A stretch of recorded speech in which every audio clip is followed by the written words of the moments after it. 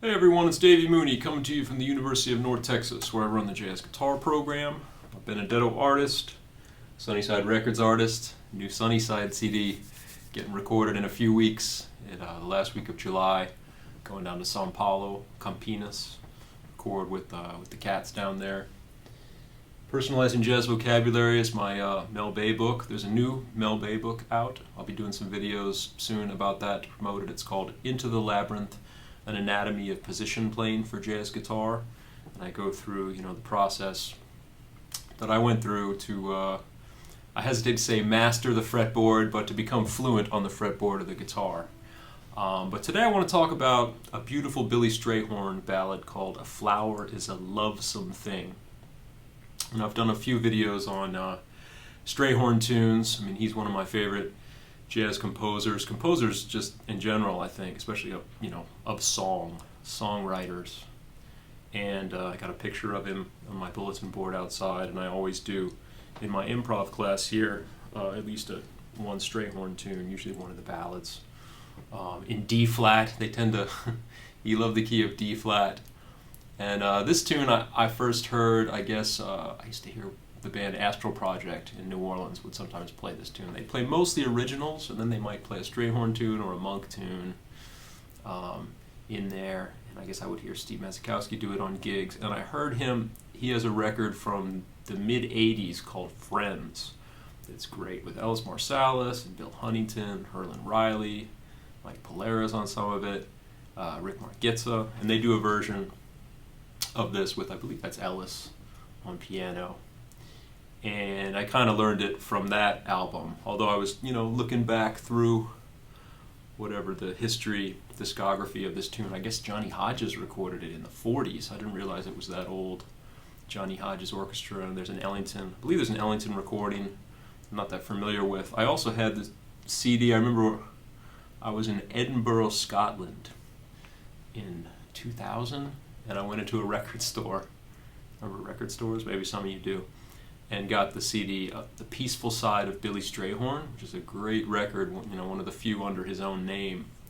And there's a really nice version. I think it's the last tune on the album with a string quartet. He's playing piano. He has like strings, bass, and piano.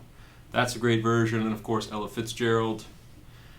I assume that's the Duke Ellington songbook. I didn't really double check on that, but man, that record is beautiful. The stuff where they actually did arrangements for her. It's like part of the record are these amazing arrangements I kind of assume are Strayhorn arrangements, and then they're just kind of winging it for the rest of the record. It's kind of funny. But man, you had to do Daydream. Anyway, but yeah, it's a beautiful song. There's a few variations on the chords from these versions. As you could probably imagine, that's pretty standard. But I'll just kind of go through it Ella does it in a different key. She does it in G. Is that right? Yeah, she's in G, so she's like a tritone away, but most people will play it in D flat. So the first chord, you got like a B7 sharp 11.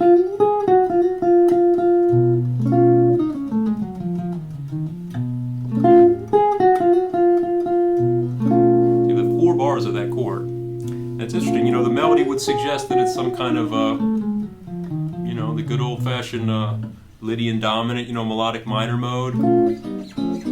Although I find that on a lot of these, these things, you probably have some whole tone.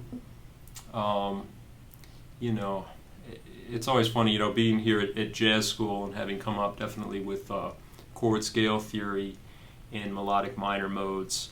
You don't find as much when you actually go back to really old records. You don't find that much in the melodic minor realm as you might think, based on jazz education, at least of my generation. But it's hard to call it anything else when that's the melody,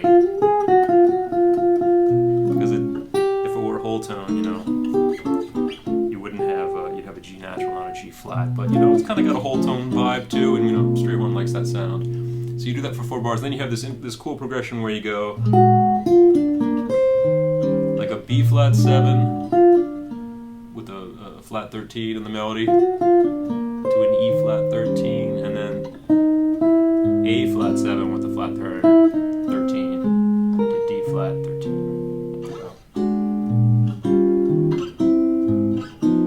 And then this turnaround is really cool. F sharp minor, but that's really like F sharp Aeolian, or maybe D over F sharp. E flat 7, D major 7, D flat. And that's the A section. It's pretty hip. So you got 4 bars on B7 sharp 11, and B flat, E flat, all dominants, A flat 7, D flat, F sharp minor, flat 6, E flat dominant, D major 7, D flat. Although in Ella Fitzgerald's version, they go, I mean, they're in a different key, but I'll say in D flat. They do this, but she goes to D right away instead of going to F sharp minor, right to a D chord, and then E flat 7, D flat. I mean, in her key. But so that's a slight variation, but really cool, right?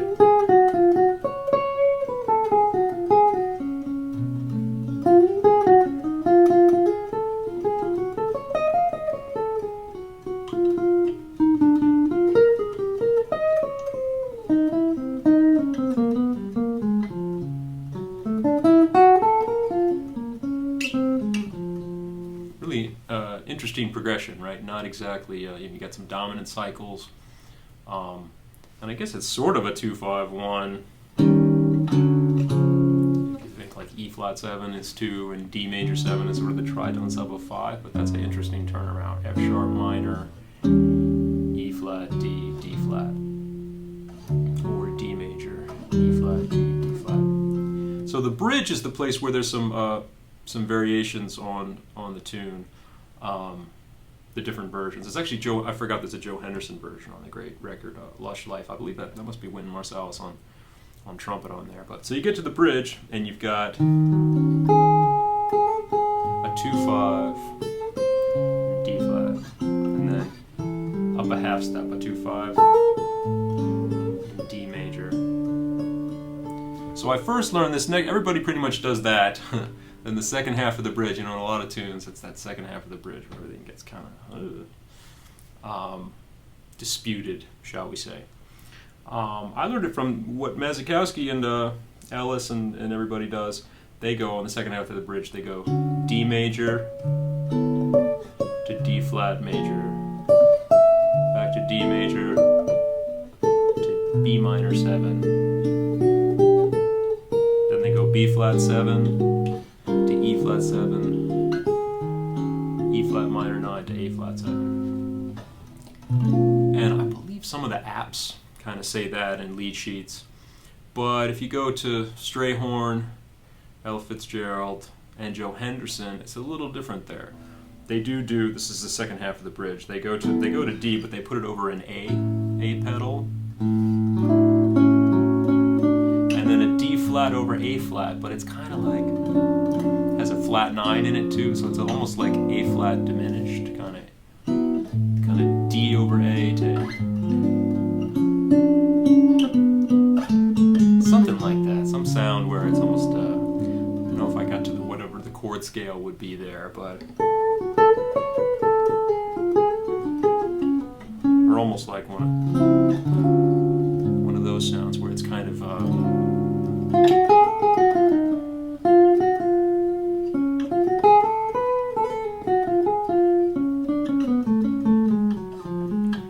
sharp or a G flat harmonic minor sound, kind of, if you were going to come up with a chord scale.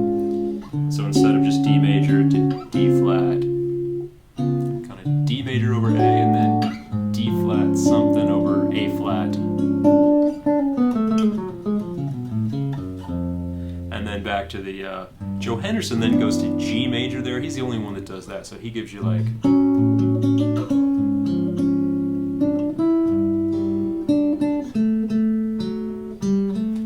go back to the what is Strayhorn? The Strayhorn goes back to D over A. So like D over A, and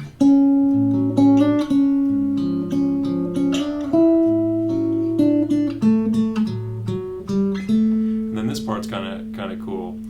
A flat 7 sharp 11, or maybe like a B flat over A flat, and then G minor 7 flat 5, G flat major 7, A 7. A flat 7, sorry, sharp 11, sorry.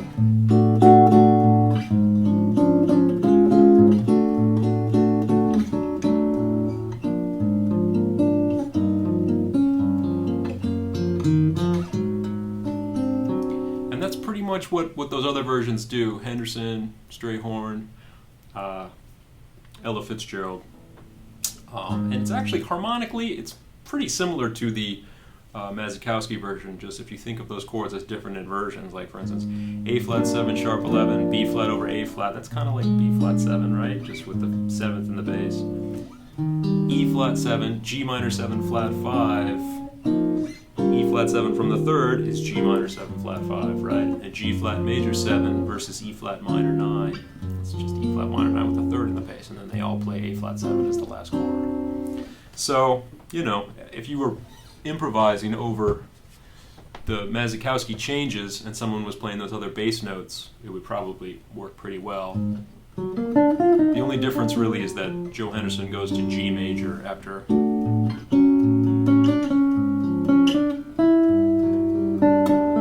instead of back to D. Although that's kind of the same. You assume that it's like a G Lydian sound. It's the same chord scale, same harmony. So, and then back to the A section. So yeah, a lot going on in a really, I don't know what you call that harmony. I guess it's chromatic harmony, kind of romantic period, classical music stuff. Different than, I don't know many Tin Pan Alley standards from that time period, that 1940s, that are using that kind of, those kinds of changes and those augmented sounds. And so, you know, Strayhorn was always a little bit ahead of the game, or he just had his own thing going on, you know, his own palette and his own, like, harmonic world. So yeah, you know, and I probably use, if I'm improvising over it, I'm probably going to use some kind of melodic minor scale over that first chord of a B7 sharp 11. It's crying out for a little F sharp harmonic melodic minor. And then during that cycle, B flat, E flat, A flat, D flat, I find, you know, I try to play those chords real simply, because there's so much movement going on, right? There's nothing wrong with that.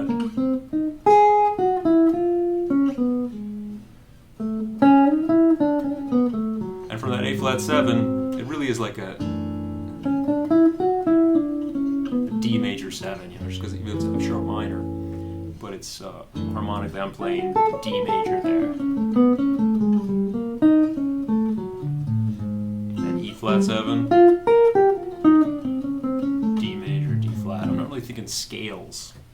I guess, yeah, well, I just said for the F sharp minor, I guess I'm thinking D major. But, and that little sequence of E flat, D, arpeggios, you know, maybe little couple 4-note cells.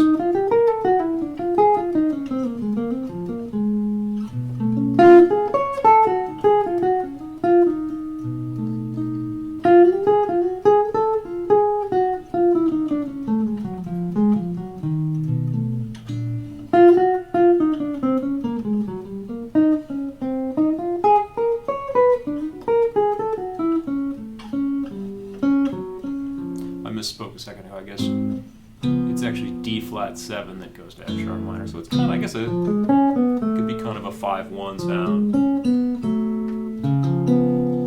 to F sharp minor, but again, that F sharp minor is definitely Aeolian.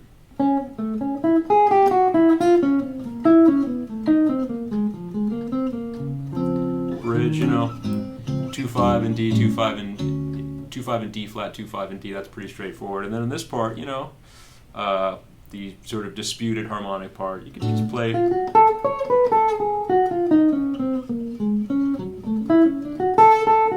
can play D major, and then on that second chord, I guess it depends on what people are playing. I'm kind of thinking that that D flat over A flat business is kind of a harmonic minor sound. I don't know, I'm not totally sure what I would do there. I guess if I was, when I recorded some choruses on this, or I think I just did one chorus, I was thinking like more of the Masakowski changes that I had learned, and then I went back and I was like, oh, That's kind of different what they play on that version. But wouldn't hurt to just play D major 7 and D flat major 7.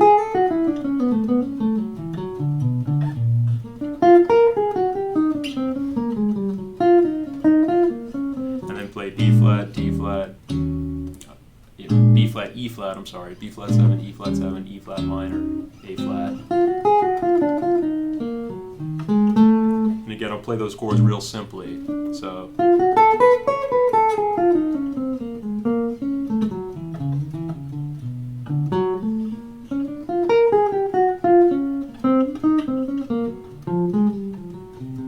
And that would pretty much work over if people put those other notes in the bass.